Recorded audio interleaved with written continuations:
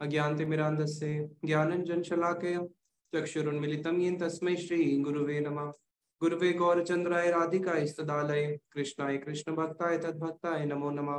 वाञ्छाकल्पतरुभ्यश्च कृपा सिन्धुभ्य एव च पतितानां पावनेभ्यो वैष्णवेभ्यो नमो नमः। हरे कृष्णा कृष्णा कृष्णा हरे हरे, हरे राम राम राम हरे हरे। सर्वप्रथम दीक्षा गुरु पाद पद्म नितिला प्रविष्ट ओम विष्णु पाद स्तोत्रशत श्री शिव भक्ति वेदांत शीला नारायण गोसाई महाराज जी के चरणों में अनंत कोटि दंड प्रणाम ज्ञापन करते हुए उनसे हेतु कृपा की वांछा करता हूँ। तत्पश्चात नितिला प्रविष्ट ओम विष्णु पाद स्तोत्रशत श्री शिव भक्ति वेदांत शीला साई महाराज जी के चरणों में अनंत कोटि दंड प्रणाम ज्ञापन करते हुए उनसे भी हेतु कृपा की वांछा करता हूँ। समस्त रूपानु गुरुवरों के चरणों में अनंत कोटि दंड प्रणाम ज्ञापन करते हुए सबसे हेतु कृपा की वांछा करता हूँ। आप सब भक्तों को मेरा यथा योग्य प्रणाम स्वीकार हो। हरे कृष्णा।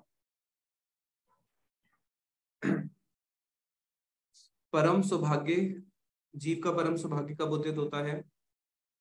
शास्त्र बोलते हैं जीव का परम सौभाग्य कब उदित होता है। श्रीमद् भागवत में एक श्लोक है जिसमें बताया गया है, भव अपवर्गो भ्रमतो यदा भवेत् जनस्य तरहि अच्युत सत समागमा। कि भव अपवर्गो भ्रमतो यदा भवेत्, एक जीव जो इस भव सागर के अंदर भ्रमण कर रहा है। भव सागर के अंदर कैसा? कभी स्वर्ग के उठाए कभी नरक के डुबाए, कभी स्वर्ग लोक में चले जाते हैं, कभी नरक लोक में चले जाते हैं, कभी एक ब्रह्मांड से दूसरे ब्रह्मांड से चौथे ब्रह्मांड, अनेक अनेक ब्रह्मांडों में जो जीव भ्रमण कर रहा है। अच्युत सत समागमा, जब उसका इस भव सागर से तरने का समय आता है तब भगवान क्या करते हैं? उसको अच्युत सत समागमा, अपने जो भगवान के प्रिय दैत, जो भगवान के प्रिय भक्त हैं, उन भक्तों को उनको संग प्रदान कर देते हैं। और ऐसे ही जो भगवान के प्रिय भक्त हैं श्रीला प्रभुपाद जी, उनका संग कैसे प्राप्त होता है? उनकी ही वाणी को श्रवण करके, उनकी जीवनी की पुनः पुनः आलोचना करके।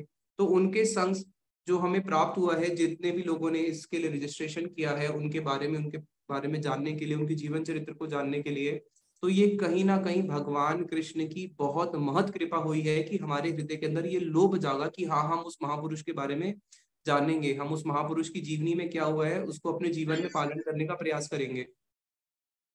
तो हम शीला प्रभुपाद जी की तो अनेकों शिक्षाएं हैं जो इस कोर्स में आपको बताई जाएंगी, लेकिन आज के जो एक विशेष क्लास है इसमें हम बताएंगे कि किस प्रकार से शीला प्रभुपाद जी ने एक संघर्ष में जीवन जीते हुए, अपने सुख की चिंता ना करते हुए, दूसरे जीवों के कल्याण के लिए कैसे उन्होंने अपना जीवन जिया है, उसके ऊपर हम चर्चा करेंगे। जब शीला प्रभुपाद जी विदेश गए थे प्रचार करने के लिए, जब वो उन विदेशी लोगों को लेके आए थे, तो देखने में तो बड़ा सुंदर लगता है कि जब वो विदेश से बहुत सारे विदेशी लोगों को लेके आए और उनका बहुत स्वागत हुआ, और कलकत्ता एयरपोर्ट के उस समय बड़े बड़े मंत्री आए, उनको फूलों की माला पहना रहे हैं, ये हमें प्रैक्टिकली ऐसा दिखाया जाता है, लेकिन वास्तविक सच ये नहीं है। वास्तविक सच था, जब वो विदेश से विदेशी लोगों को वृंदावन लेके आए तो शीला प्रभुपाद जी को कितने चैलेंजेस फेस करने पड़े, वो आज हम आपको इस वीडियो में बताएंगे। प्रचार कोई आसान कार्य नहीं है। शीला प्रभुपाद जी ने जब ये प्रचार का कार्य अपने पीठ पे उठाया और वो विदेश जाते हैं प्रचार करने के लिए, वहां से उन विदेशी लोगों को, जिन विदेशी लोगों को ये भी नहीं पता, हमारे एक वैष्णव जी बोलते थे कि जिन विदेशी लोगों को ये भी नहीं पता कि शौच करने के बाद हाथ धोने होते हैं। भारत में बच्चा बच्चा भी जानते हैं कि भाई अगर हम शौच करने गए हैं, शौच क्रिया करने गए हैं, तो हमें हाथ धोने पड़ेंगे, पैर धोने पड़ेंगे। जिन विदेशी लोगों को इतना तक कंड ज्ञान नहीं है, उन लोगों को उन्होंने क्या किया? राधा कृष्ण की सेवा तक लेके जा रहे हैं। तो शीला प्रभुपाद जी ने बहुत संघर्ष में जीवन जिया। इवन जब वो विदेशी लोगों को लेके आए, जब इस्कॉन बन गया, उसके बाद भी ऐसा नहीं उनका संघर्ष खत्म हो गया कि ऐसा उनका जीवन था। विदेशी लोगों को वृंदावन लेके आए, उनको बोला कि अब हम तुम्हें दर्शन कराने लेके जाएंगे, गोविंद, गोपीनाथ, मदन मोहन, इन सारे टेम्पल्स में लेके जाएंगे। तो मंदिर के अंदर जूते पहन के नहीं जाना होता। अब विदेशी लोगों को बोला जब मंदिर में जूते पहन के नहीं जाना होता, तो उन विदेशी लोगों ने क्या किया? जूते खोले, जूते के जो लेस होते हैं बांध के, और गले में लटका ली। क्यों? क्योंकि प्रभुपाद जी ने मना करा है, जूते पहन के मंदिर में नहीं जाते, तो नंगे पैर जाएंगे। अब बाहर जूते चोरी हो गए तो गले में जूते लटका के जा रहे हैं। अब उनकी इन हरकतों को देख के जो वहां के गोसाई थे, वो विदेशी लोगों को नहीं डांटेंगे, वो पहले किसको डांटेंगे? वो उनके गुरु को डांटेंगे, शिला प्रभुपाद जी के बारे में इधर उधर निंदा करेंगे। उसके बाद शिला प्रभुपाद जी के बारे में वृंदावन में क्या बोलते थे उस समय के गोसाई कि इन्होंने तो विदेश से जो मलेच्छ लोग हैं, जो गाय का मांस खाने वाले हैं, उनको वृंदावन में लेके आए, हमारा वृंदावन खराब कर दिया। ऐसी ऐसी उनको ऊपर एलिगेशंस लगाई जाती थी। लेकिन शिला प्रभुपाद जी ने किसी की भी उसका प्रवाह करते हुए केवल जो महाप्रभु की आज्ञा है कि पृथ्वी ते आछे यद नगर आदिग्राम सर्वत्र प्रचार हुई बे मोर नाम, इसको सार्थक करें।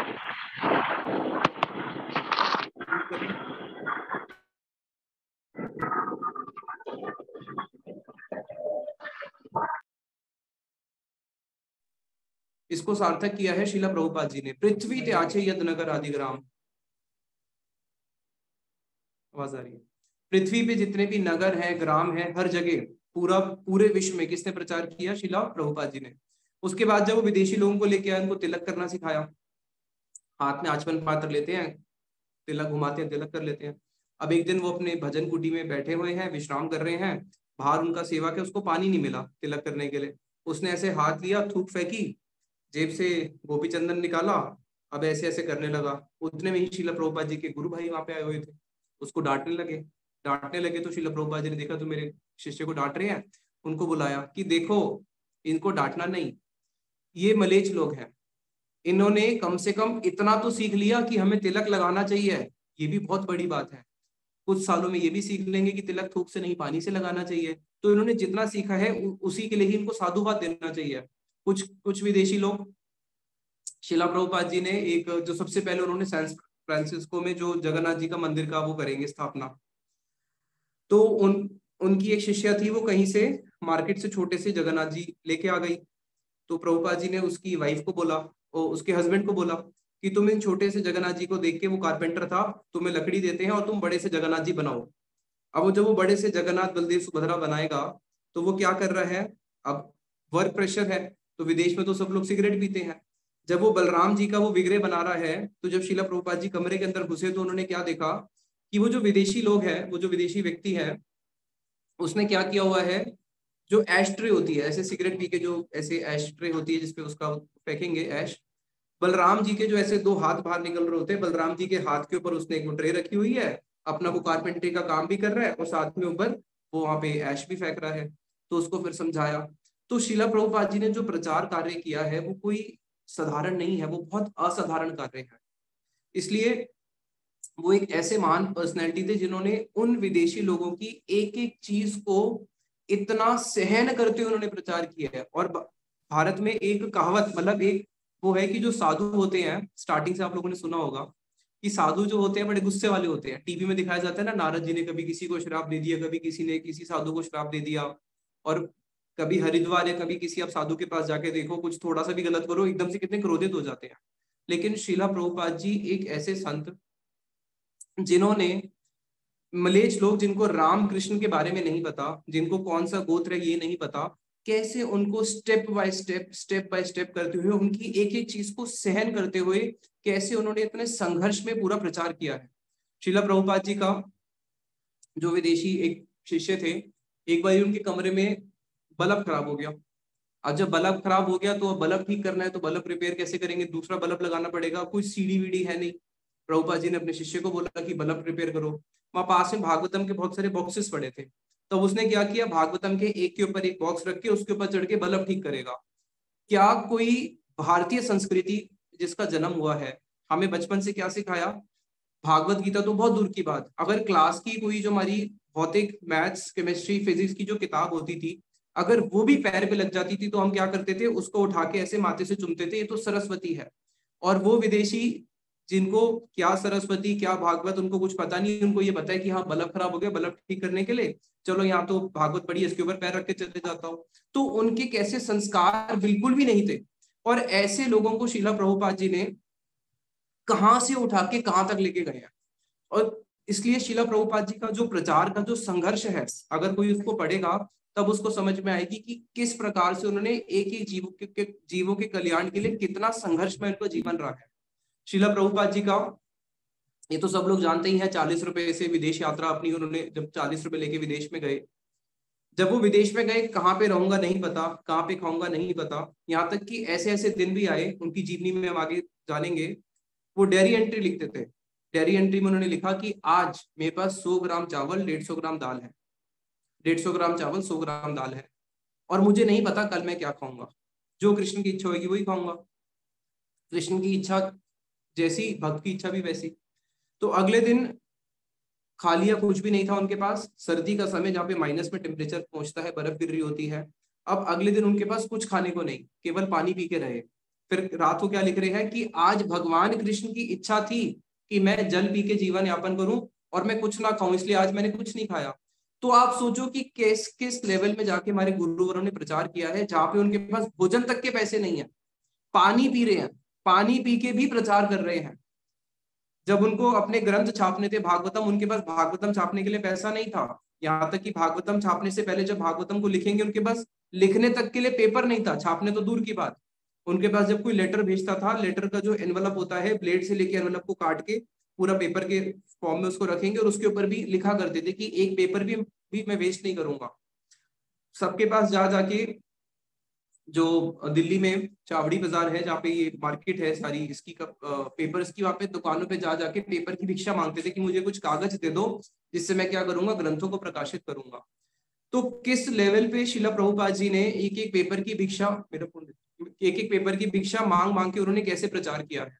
इसलिए शिला प्रभुपाद जी ने एक बात बोलते थे, शिला प्रभुपाद जी बोलते थे, purity is the force, preaching is the essence, utility is the principle, और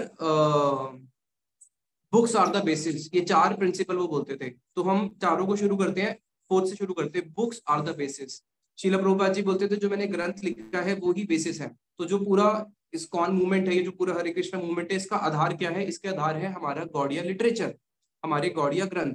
तो बुक्स आर द बेसिस। अगर किसी को भी भक्ति में आगे बढ़ना है तो उसको क्या करना पड़ेगा? बेस। अगर नींव ही नहीं है, इतनी बड़ी बिल्डिंग बना लो और नींव ही नहीं हो तो क्या होगा? बिल्डिंग ढह जाएगी।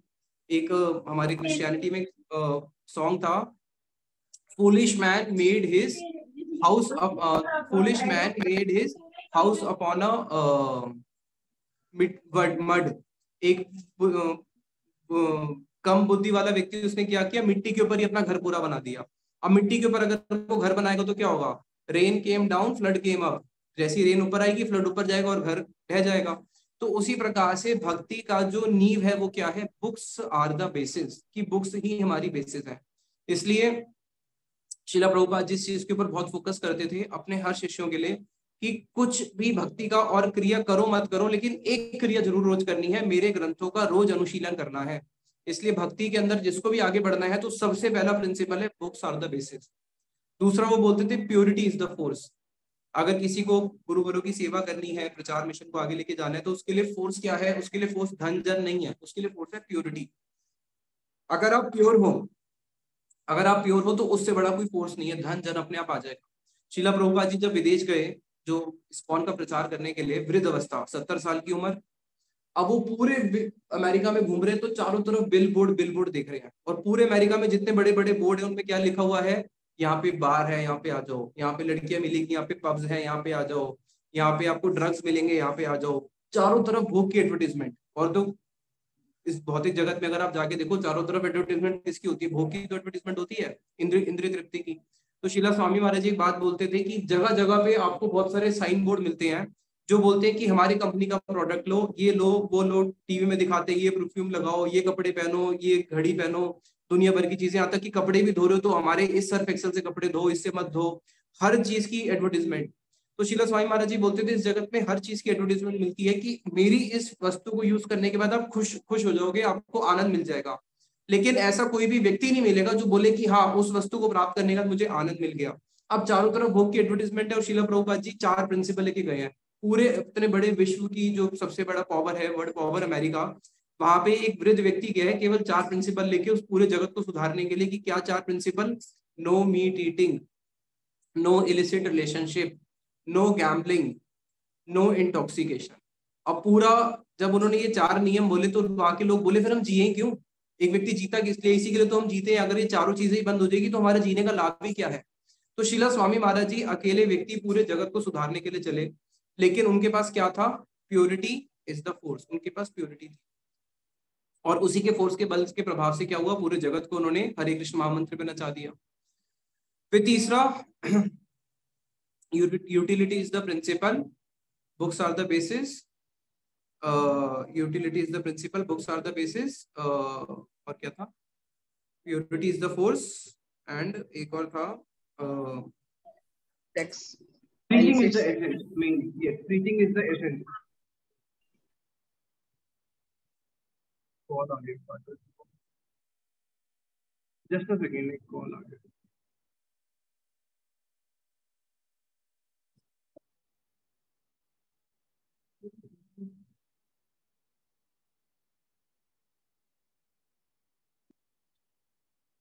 सॉरी, ये कॉल आ गया था. प्रीचिंग इज द एसेंस, और उन्होंने एसेंस क्या बताया? Preaching is the essence. इसलिए शीला स्वामी महाराज जी के पास जो नए नए लोग भी आए, बिल्कुल नए नए लोग, उनको भी उन्होंने क्या किया? प्रचार की सेवा में लगाया कि नहीं, तुम भी क्या करो? प्रीचिंग करो. पूरे इस्कॉन को खड़ा करने के लिए उन्होंने गीता का एक श्लोक रखा. क्या श्लोक? जिसमें भगवान कृष्ण अर्जुन को कहते हैं कि ना तथा में प्रियतम आत्मयोनि नहीं. गीता का क्या श्लोक है? न च तस्मान मनुष्येषु कश्चिन में प्रिय कृतम ना भविता ना च भुवि. कि अर्जुन, इतना प्रिय ना कोई मुझे था, ना है, ना ही इतना प्रिय मुझे कोई भविष्य में होगा. कौन? जो क्या करता है? मेरी इस प्रेम भक्ति को, मेरे इस गुह्य ज्ञान को क्या करता है? जीवों को वितरण करता है, मेरी इस भक्ति के बारे में जीवों को बताता है. तो जो भी भगवान की इस वाणी को लोगों तक पहुंचाता है, उससे बढ़कर भगवान को कोई प्रिय नहीं है. एक बार किसी ने श्रील प्रभुपाद जी से पूछा कि अगर हमें दो चीजें करनी है, बैक टू गॉडेड जाने के लिए अपना साधन भजन करें या प्रीचिंग करें, तो हमें दोनों में से क्या करना चाहिए? तो श्रील प्रभुपाद जी बोले, जो बैक टू गॉडेड जाने के लिए साधन कर रहा है वो जा भी सकता है, नहीं भी जा सकता, लेकिन जो प्रीचिंग कर रहा है वो तो ऑलरेडी बैक टू गॉडेड जा चुका है. ये उन्होंने बोला. तो श्रील प्रभुपाद जी ने अपने जितने भी उनके लोग आए, सबको क्या किया? सबको प्रीचिंग के ऊपर ही फोकस किया. अब उनके एक शिष्य थे जो हंसदूत स्वामी थे, वृंदावन में आके रह गए जब कृष्ण बलराम मंदिर बना. अब वृंदावन में इतना अच्छा परिवेश, चारों तरफ जाओ तो मंदिर ही मंदिर, राधे राधे. और विदेश में जाओ तो क्या है? चारों तरफ पूरा भोग की दृष्टि, चारों तरफ भोग ही भोग है. उन्होंने देखा ना, तो वृंदावन बढ़िया, मैं यहीं पे रहता हूँ, यहीं पे रह के भजन करूंगा. जब शिला प्रभुपाद जी विदेश टूर से वापस आए, वृंदावन में देखा तो वृंदावन में ये अभी तक गए नहीं. उनसे पूछा, क्या कर रहे हो वृंदावन में? जाओ यहाँ से, वृंदावन में ज्यादा समय रुकना नहीं है, जाओ और महाप्रभु की वाणी का प्रचार करो. बोला, कहाँ पे जाऊं? नवदीप जाऊं या मायापुर जाऊं या कहाँ जाऊं? बोले, नहीं, भारत में नहीं रहना, यहाँ से जाओ फटाफट. दो ऑप्शन देता हूँ, या तो श्रीलंका चले जाओ या पाकिस्तान चले जाओ. तो उन्होंने कहा, नहीं, श्रीलंका ही अच्छा है. बोले, श्रीलंका जाओ और वहां पे जाके प्रचार करो. तो शिला प्रभुपाद जी ने अपने जितने भी अनुगत जन थे सबको प्रचार में लगाया. और शिला प्रभुपाद जी ने उनको एक बात बोली कि अभी तुम्हारे पास क्वालिफिकेशन ही नहीं है कि तुम वृंदावन में रह सको. अगर तुम 3 रात से ज्यादा वृंदावन में रुकोगे तो तुम वृंदावन में जो यहाँ पे धामवासी उनके चरणों में अपराध करोगे, और अपराध करने के कारण जितनी भक्ति करी वो भी चली जाएगी. इसलिए क्या करो? प्रचार करो. शिला प्रभुपाद जी ने अपने जो उनके अंतरंग शिष्य थे उनको बोला कि तुम मुझे पहले 11 साल अपने जीवन के दो, और 11 साल जो मैं बोलता हूँ वो करो, उसके बाद जाके मैं तुम्हें अधिकार दूंगा, तब तुम वृंदावन में रह के भजन कर सकते हो. तो इसलिए हमारी जो परंपरा है, हमारी परंपरा में हमेशा से जो सबसे ज्यादा प्रीचिंग इज द एसेंस, उन्होंने एसेंस इसको बताया, प्रीचिंग. इसलिए उन्होंने अपने सारे शिष्यों को केवल क्या किया? प्रचार में लगा के रखा. यहाँ तक कि जो नए नए व्यक्ति भी आए उनको, अब उनके एक शिष्य थे, उसकी भी नई नई शादी हुई थी, पत्नी थे, बच्चे थे, और उसको उन्होंने एक टेम्पल का प्रेसिडेंट बनाना था. और उसको पता था कि ये प्रभुपाद जी मुझे टेम्पल का प्रेसिडेंट बनाने वाले हैं, तो वो पहले ही मन में 50 लेके गया था आर्ग्यूमेंट्स कि मैं टेम्पल का प्रेसिडेंट क्यों नहीं बनूंगा, रिस्पॉन्सिबिलिटी वाली पोस्ट है. तो जैसे वो श्रील प्रभुपाद जी के पास गए तो श्रील प्रभुपाद जी ने बोला, देखो ऐसा है, बात ऐसी है कि मैंने कोई डिसीजन लिया है. उसको पता था मन ही मन में उन्होंने क्या डिसीजन लिया, मुझे टेम्पल प्रेसिडेंट बनाएंगे. तो श्रील प्रभुपाद जी बोले कि मैंने क्या डिसीजन लिया है, वो ये है कि कल तुम संन्यास ले रहे हो. अब एकदम उसके छक्के छूट गए, संन्यास ले रहा हूँ, अभी तो मेरी शादी हुई, छोटे छोटे बच्चे, मैं कैसे संन्यास ले लूंगा? तो श्रील प्रभुपाद जी बोले, देखो 2 ऑप्शन है, या तो संन्यास ले लो या टेम्पल प्रेसिडेंट बन जाओ, क्या करना है बता दो. तो उसने कहा, नहीं, दूसरा वाला ऑप्शन ठीक है. उसके सारे आर्ग्यूमेंट्स वही फेल हो गए, क्या बोलता बेचारा. तो उन्होंने सबको सेवा में लगाया. एक को तो टेम्पल प्रेसिडेंट बनाया, और उसके बाद क्या हुआ, जिसको टेम्पल प्रेसिडेंट बनाया वो किसी विदेशी लोग होते हैं, स्त्रियों के प्रति थोड़ा उनका एक वो रहता है वहां पे, तो वो स्त्री के चक्कर में आके चला गया. अब चला गया तो स्त्री ने उसको धोखा दे दिया. स्त्री ने जब धोखा दिया फिर रोया और वापस आ गया प्रभुपाद जी के पास. प्रभुपाद जी ने उसको फिर से टेम्पल का प्रेसिडेंट बना दिया. उसके बाद दोबारा से फिर ऐसे ही हुआ, 2 3 4 6 महीने बाद कोई दोबारा स्त्री आई, जीव है, फिसल जाते हैं, फिर उसके चक्कर में फिसल गया, फिर दूसरी वाले ने फिर धोखा दे दिया, फिर वापस आ गया. फिर जब अब बहुत उसको रिपेंट हुआ, आया, फिर 6 महीने 8 महीने साल तक रहा, फिर तीसरी बार जीवन में लड़की आई, फिर उसको लेके चलेगी, फिर चला गया, फिर उससे धोखा दे दिया, फिर आ गई. वहां पे तो होता ही यही है. अब जब वो प्रभुपाद जी के पास आया, प्रभुपाद जी ने फिर उसको टेम्पल प्रेसिडेंट बना दिया। तो उसने प्रभुपाद जी से पूछा कि प्रभुपाद जी, मुझे समझ में नहीं आती कि मैं बार बार पतित हो जाता हूँ, बार बार संसार में चले जाता हूँ, और बार बार जब मैं आता हूँ एकदम से आप मुझे इतनी ऊंची सेवा में लगा देते हो। तो प्रभुपाद जी बोले, मैं जानता हूँ कि जीव का स्वभाव है। जीव का स्वभाव क्या है? जीव का स्वभाव है कि वो बार बार माया की ओर आकृष्ट होकर जाएगा ही जाएगा, लेकिन एट द सेम टाइम तुम्हारे अंदर एक गुण भी है। क्या गुण है? कि जब जब तुम पतित हुए, तुमने उठने का प्रयास तो किया ना। एक व्यक्ति होता है गिर गया, उठने का प्रयास ही नहीं कर रहा, और मैं तुम्हारी उस गुण को देख के मैं तुम्हें बार बार क्या करता हूँ, एक ऊंची पोस्ट दे देता हूँ। तो शिला स्वामी महाराज जी ने विदेशी लोगों की एक कीर्तन है जिसमें बताते हैं, नरोत्तम दास ठाकुर या भक्ति विनोद ठाकुर या कीर्तन है जिसमें बताया गया है, आदोष दर्शी प्रभु पतित उद्धार। आदोषदर्शी प्रभु पतित उद्धार की जो वैष्णव है वो कैसे है? आदोषदर्शी पतित उद्धार। अब देखो इसमें दो चीजें बोल रही है कि वैष्णव लोग कैसे हैं? आदोषदर्शी, दोष नहीं देखते, वो आदोषदर्शी हैं, आपके कोई भी उनको दोष दिखेंगे ही नहीं। पतित उद्धार, एट द सेम टाइम पतितों का उद्धार भी करेंगे। तो भाई अगर कोई पतित है तो उसके अंदर दोष तो होगा, वो तो दिखेगा ही। लेकिन बताया नहीं, जो इस प्रकार के जो महाजन होते हैं वो क्या करते हैं? आदोषदर्शी होते हैं, वो दोष नहीं देखते। वो क्या करते हैं? वो अपने शिष्य के अंदर थोड़ा सा गुण देख के भी, इवन उसके अंदर 99% अवगुण है, दोषी दोष है, लेकिन उसके अंदर जो 1% का गुण है, उस 1% के गुण को देखते हुए उसको सेवा में लगाते हुए धीरे धीरे धीरे उसको वर्धित करते करते उस 1 को 100% तक लेके चले जाते हैं। इसलिए शिला प्रभुपाद जी के जो शिष्य थे, उन्होंने शिला प्रभुपाद जी ने क्या किया? आदोषदर्शी, उनके दोषों को नहीं देखा, उनको हमेशा क्या किया? कृष्ण सेवा में लगा के रखा। और जो कार्य शिला प्रभुपाद जी ने किया है वो और कोई कर नहीं सकता था। क्यों? इसलिए उनके प्रणाम मंत्र में आता है, नमो विष्णु पदाय कृष्ण पृष्ठाय भूतले श्री श्रीमद भक्ति वेदांत स्वामी इति नामिले, नमस्ते सरस्वती देवी गौरवाणी प्रचारिणी निर्विशेष शून्यवादी पाश्चात्य देशकारिणी। शिला स्वामी महाराज जी से पहले बहुत सारे साधु हुए हैं, ऐसे नहीं बोलेंगे नहीं हुए, बहुत सारे साधु हुए हैं। लेकिन एक नियम है सन्यास का। सन्यास का एक नियम है, जिस दिन आप सन्यास लेते हो उस दिन आपको कुछ प्रतिज्ञा करनी पड़ती है। पहली प्रतिज्ञा, मैं स्त्री संग से दूर रहूंगा। दूसरी प्रतिज्ञा, में कभी समुद्र नहीं लांघूंगा। सन्यासी को समुद्र लांघना निषेध है, कभी भी सन्यासी समुद्र को नहीं लांघ सकता। इसलिए शिला स्वामी महाराज जी से पहले जितने भी सन्यासी हुए हैं, किसी ने समुद्र को लांघा नहीं।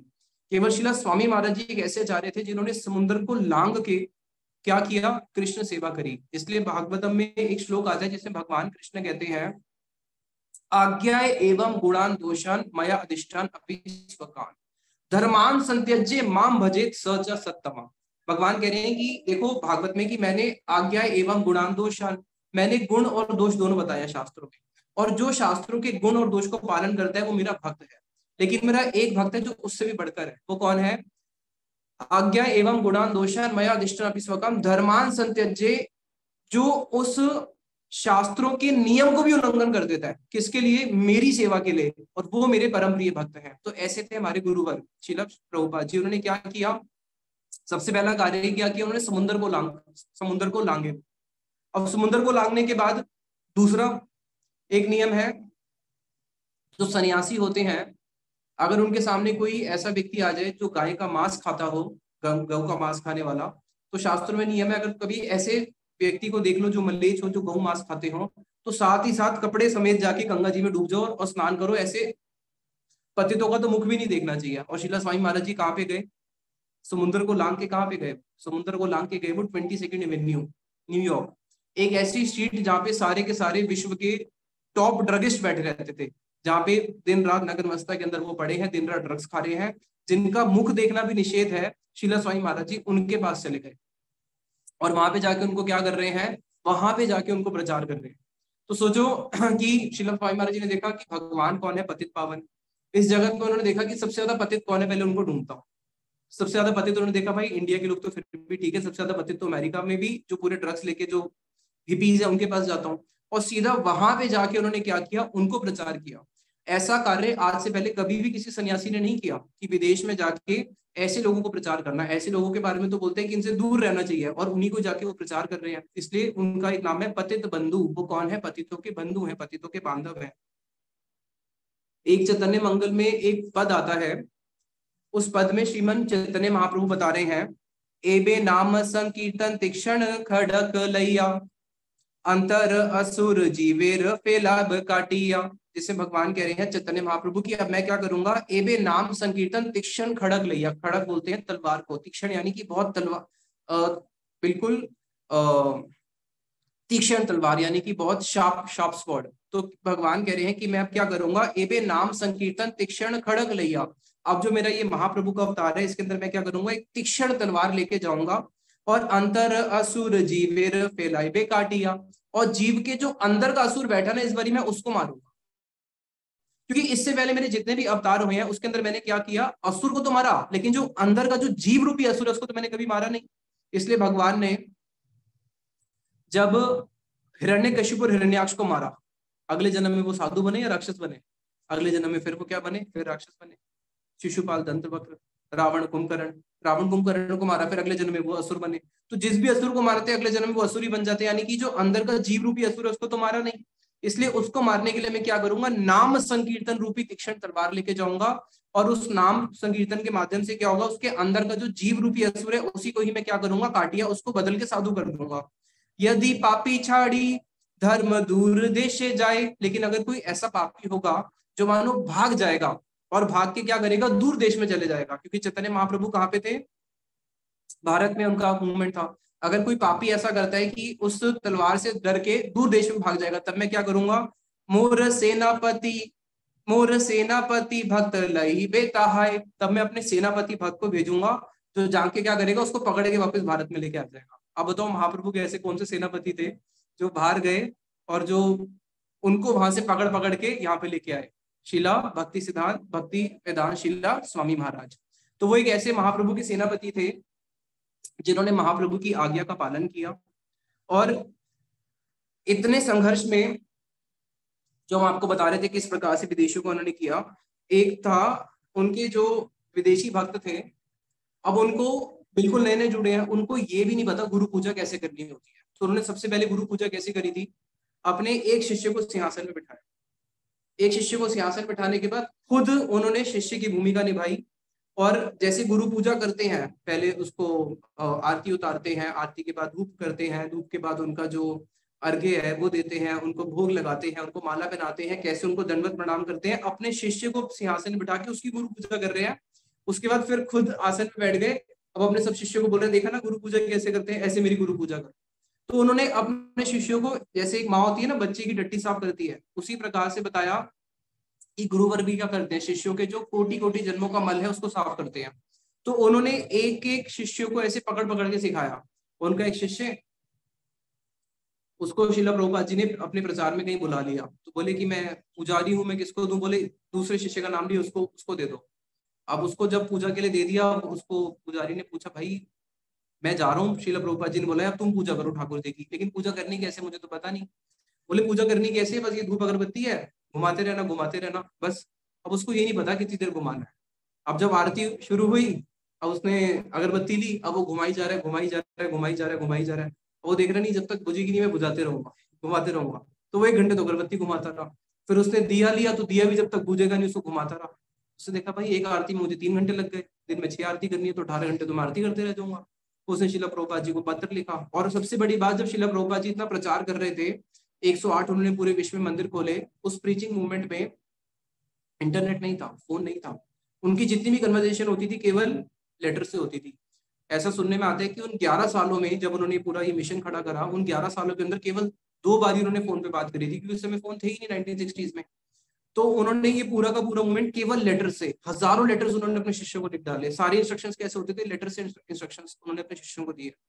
और आज अगर किसी को वीडियो कॉल करके भी हम कुछ समझाना चाहें भगवान की सेवा कैसे करनी है क्या करनी, नहीं समझा सकते, लेकिन वो ऐसे महापुरुष थे, केवल अपनी लेखनी से उन्होंने पूरे जगत को बदल दिया।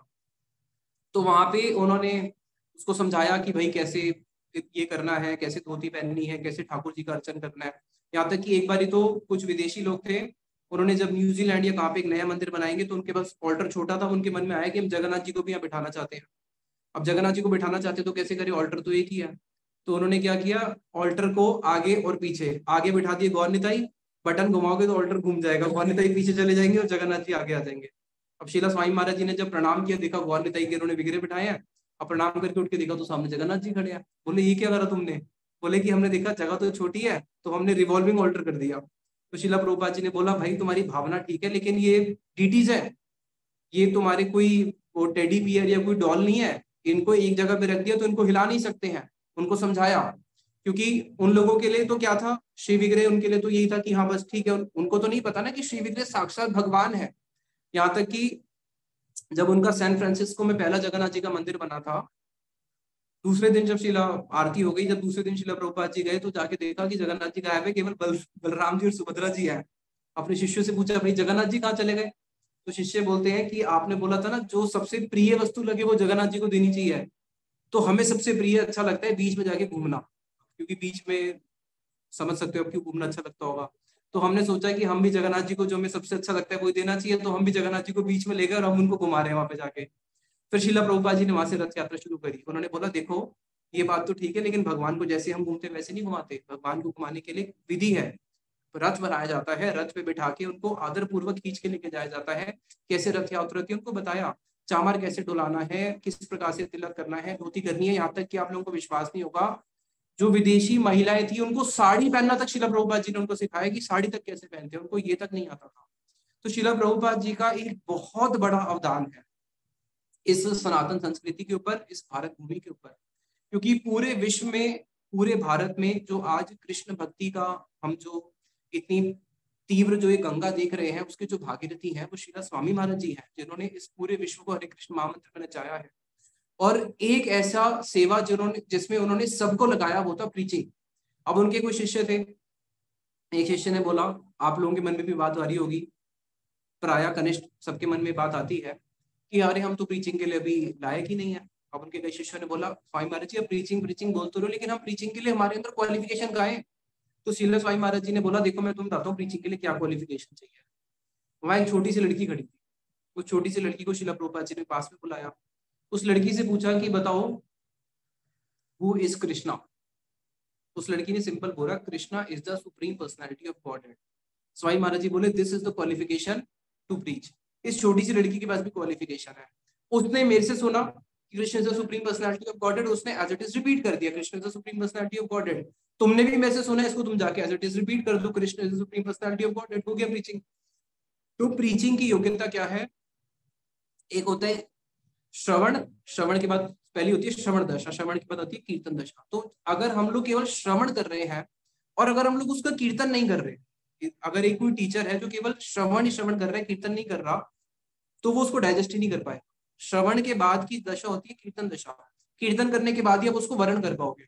तो इसलिए श्रवण के साथ में कीर्तन बहुत इंपॉर्टेंट है। और हमें कौन सा कीर्तन करना है? जिसको हमने सुना है उसी को आगे सुना देना।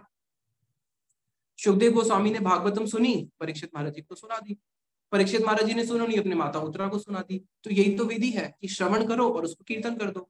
तो शिला स्वामी महाराज जी ने अपने जितने भी अनुगत जन थे सबको प्रचार में लगाया, A to Z, किसी को भी आइडल नहीं बैठने दिया कि नहीं मैं बैठूंगा और निर्जन भजन करूंगा। यहाँ तक कि उनके एक शिष्य था, उसने बोला कि मैं पूरा दिन इतना व्यस्त रहता हूँ, इतना व्यस्त रहता हूँ कि मेरी 16 माला भी नहीं हो पाती। इसलिए मैंने सोचा है कि अभी मैं टेम्पल छोड़ के अपनी कुटिया बना के अलग से भजन करूँ। तो शिला स्वामी महाराज जी ने उसको बोला कि अगर तुम टेम्पल में रह के प्रीचिंग कर रहे हो और किसी कारण से अगर तुम्हारी 16 माला नहीं भी हो पा रही, तब भी तुम्हारा कल्याण हो जाएगा। लेकिन अगर तुम अपनी कुटिया बना के अलग से बैठ के 16 के 64 माला भी करोगे, तब भी तुम्हारा कल्याण नहीं होगा। क्यों? जे आश्रय लिया भजे तारे कृष्ण नहीं त्यजे आर सब मरे अकारण। कि जो आश्रय लेके भजन करते हैं उनका कभी भी पतन नहीं होता। जे आश्रय लिया भजे तारे कृष्ण नहीं त्यजे, उनको कभी कृष्ण नहीं त्याग सकते। क्यों? क्योंकि उन्होंने गुरु का आश्रय लिया हुआ है, इसलिए उनको कभी कृष्ण नहीं त्यागेंगे। फिर आगे क्या कह रहे हैं नरोत्तम दास ठाकुर जी? आर सब मरे अकारण। और अगर कोई व्यक्ति बिना आश्रय के भजन कर रहा है और वो बहुत अच्छा भजन कर रहा है, बहुत अच्छा भजन, उसके अंदर कोई अनर्थ नहीं है, कुछ नहीं है, कह रहे हैं अकारण, वो तब भी मर जाएगा, यानी कि तब भी वो माया में गिर ही जाएगा। क्यों? क्योंकि उसने आश्रय नहीं लिया। तो शिला प्रभुपाद जी बोले मेरा आश्रय लेने का अर्थ क्या है? Preaching is the essence. केवल क्या करो? प्रचार करो। अपने किसी भी शिष्य को सुबह टेम्पल प्रोग्राम के बाद मंदिर में रुकना नहीं, सबके हाथ में बुक्स दे दी और बुक्स देके सबको भेज दिया कि नहीं जाके प्रचार करो। यहाँ तक कि जो नए नए बिल्कुल अभी जुड़े हैं भक्ति में, उनके नए नए बिल्कुल 20-20, 22-22 साल के लड़के लड़कियां, उन तक को अलग अलग कंट्रीज में भेज दिया कि तुम तीनों को भेज रहा हूँ रशिया, तुम रशिया में जाके प्रचार करो, तुम्हें भेज रहा हूँ यहाँ, तुम वहां जाके प्रचार करो। किसी को कहा, किसी को कहा, पाकिस्तान तक को नहीं छोड़ा। पाकिस्तान के लिए तो शिला प्रभुपाद जी बोलते थे कि जो मेरा शिष्य जाके पाकिस्तान में प्रचार करेगा उसकी चरण रज को लेके मैं अपने सर पे भी लगाऊंगा। तो उन्होंने उत्साह दे दे के अपने सारे के सारे डिवोटीज को क्या किया, प्रीचिंग में लगा के रखा। इसलिए यहाँ तक कि जब उनकी अगर हम उनकी जीवनी देखें, अपनी जीवनी के लास्ट डेज में भी जब वो इस जगत से जाने वाले हैं, कुछ क्षण पहले भी वो क्या कर रहे हैं, हाथ में डिक्टाफोन लेके भागवतम को इंग्लिश में ट्रांसलेट कर रहे हैं। लास्ट मोमेंट में भी वो क्या कर रहे हैं कि नहीं, भागवतम को मैं इंग्लिश में ट्रांसलेट करूंगा, चैतन्य चरितामृत इंग्लिश में ट्रांसलेट हो जाए ताकि ये सारी ग्रंथ है इंग्लिश में इन सबको प्राप्त हो सके। तो उन्होंने जितना पेन लेके, उनकी जीवनी में आता है, उन्होंने जितना पेन लेके हम जैसे जीवों को आज जो जोड़ा है कृष्ण भक्ति में, इसलिए आज सभी उनके ऋणी है। यहाँ तक कि आज अगर हम वृंदावन धाम जाते हैं, ठीक है, बहुत सारे ऐसे लोग भी हैं जो इस्कॉन को नहीं मानते, श्रीला स्वामी महाराज जी को नहीं मानते, वो लोग भी जो आज वृंदावन में रह रहे हैं, कृष्ण भजन कर रहे हैं, चाहे वो इस गौड़े संप्रदाय से नहीं है, लेकिन वो भी शिला प्रभुपाद जी की ऋणी है। कैसे, मैं एक उदाहरण देता हूँ। आज अगर हम वृंदावन जाते हैं, वृंदावन में हम चारों तरफ अगर हमें कोई कंठी वाले लोग ना मिले, ये हाथ जिनके झोली हो ये ना मिले, तिलक वाले लोग ना मिले, केवल वहां पे तंबाकू खाने वाले, रिक्शे वाले, यही सब लोग मिले, तो क्या हमें वृंदावन की महिमा समझ में आएगी? आज हम वृंदावन जाते हैं, गोवर्धन परिक्रमा जाते हैं, बरसाना जाते हैं, हर जगह कहीं ना कहीं तो आपको शिला प्रभुपाद जी के इस्कॉन डिवोटीज मिल ही जाते हैं।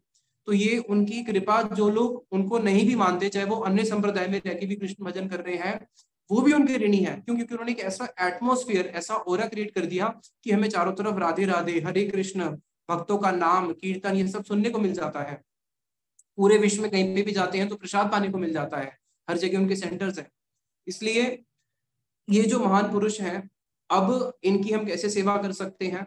इनकी हम सेवा कर सकते हैं, हमारे गुरुवर गोये श्रील भक्ति विज्ञान भारती गोसाई महाराज, वो बोलते थे कि जब वैष्णव आपके सामने प्रकट है तब हम उनकी अनेक प्रकार से सेवा कर सकते हैं, लेकिन जो वैष्णव आपके सामने से अप्रकट हो चुके हैं, जो जगत में नहीं है, उनकी हम सेवा कैसे कर सकते हैं?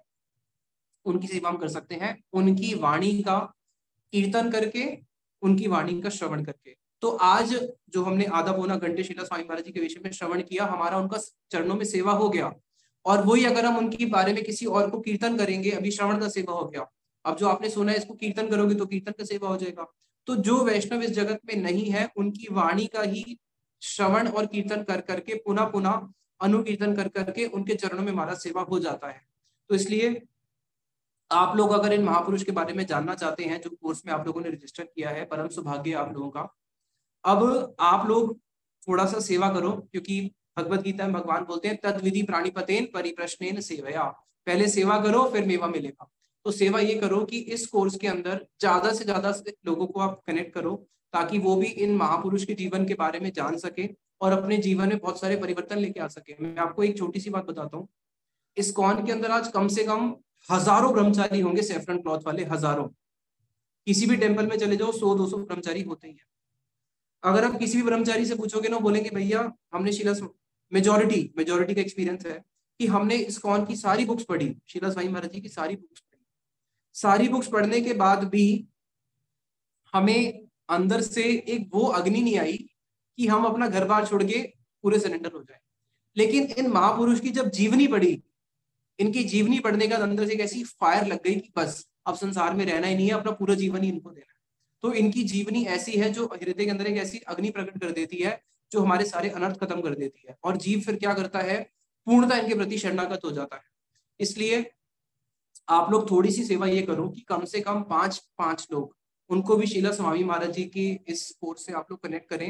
नेक्स्ट वीक से शायद क्लासेस स्टार्ट है, 21 जुलाई से क्लासेस स्टार्ट है, तब तक रजिस्ट्रेशन चल रहा है, ताकि वो लोग भी लाभान्वित हो सके। और ये निश्चित है कि अगर आप किसी को भी शिला प्रभुपाद जी से, इस परंपरा से, कृष्ण भगवान की जो गौड़ीय संप्रदाय आ रही है, इससे कनेक्ट करोगे, तो आपको भी हृदय के अंदर एक आनंद की अनुभूति होगी, हाँ कि मैंने कुछ किया। और ये तो भगवान खुद, कृष्ण खुद ही कह रहे हैं कि जो मेरा ये प्रीचिंग का कार्य करता है, इतना प्रिय ना कोई मुझे था, ना है, ना होगा, तस्मान मनुष्य, और ना कश्चित में प्रिय कृता, इतना कोई मुझे प्रिय था ही नहीं। तो इसलिए भगवान के जब हम प्रिय बन जाते हैं, ये कुछ ऐसी सेवा करके जब हम भगवान के प्रिय बन जाते हैं, तो जैसे कोई, अगर हम किसी से प्रेम करते हैं तो उसकी हमें याद आती है, और वो भी हमें हमारी याद करते हैं। ऐसे होता है ना, हिचकी आ जाती, कोई याद कर रहा है ना। तो उसी प्रकार से जब आप भगवान की थोड़ी सी सेवा करोगे और थोड़ा सा प्रयास करोगे, शिला प्रभुपाद जी ने तो अथाह प्रयास किया है, विदेश में 40 रुपए लेके पूरा विदेश गए और ना खाने को मिला ना पीने को मिला। आपको कोई ऐसा करने का तो नहीं कह रहे, आप खाओ पियो सब कुछ करो, और थोड़ा सा माउथ पब्लिसिटी करो इस कोर्स के बारे में, ताकि वो लोग भी शिला प्रभुपाद जी की इस जीवनी से कनेक्ट हो सके। और इसमें हम लोगों ने आप लोगों के लिए जो भी ये सेवा करेंगे उनके लिए हमने कुछ स्पेशल छोटे से गिफ्ट्स भी रखे हैं। जो भी 10 रजिस्ट्रेशन कराएगा उनको गोपी ड्रेस दी जाएगी, जो 5 रजिस्ट्रेशन कराएगा उनको मदन मोहन जी का प्रसाद दिया जाएगा। वो ग्रुप में उन्होंने शेयर किया होगा जगन्नाथ प्रभु ने आपसे। तो हम अभी यहीं पे वाणी को विश्राम देते हैं, और आपसे फिर जब सेशन स्टार्ट होगा तब हम मिलेंगे, और सिस्टमैटिक रूप से हम शिला प्रभुपाद जी की जीवनी, उनका पूर्व आश्रम से लेके किस प्रकार से अपने गुरुदेव से मिलना, विदेश गमन, विदेश में किस प्रकार से इतने बड़े मिशन को स्टैब्लिश करना, और कहाँ कहाँ पे उन्होंने कौन कौन सी शिक्षाएं दी हैं, उसको हम श्रवण करेंगे। निताई गौर प्रेमानंदे, हरि हरि बोल।